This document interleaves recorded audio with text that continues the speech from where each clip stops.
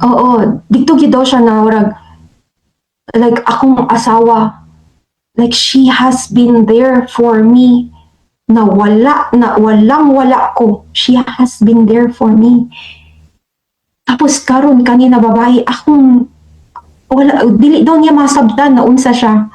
Ano ko, maybe God listened to me because I said like soften his heart, let him, kung dili ako ang makasturya sa iyang heart, Lord, let the Holy Spirit talk to him. Kaya wala naman, dili na ako. So, if you're going through this and your husband is still cheating on you, just believe that God has a reason. He has a reason unsa kadugay kaga-suffer.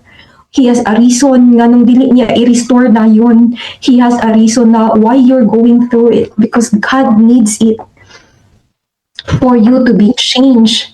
Kaya ako dili ko inani sa una, magdita po kay ko sa una. Like I am like I now I know pride. I know most our fights are because of my pride, and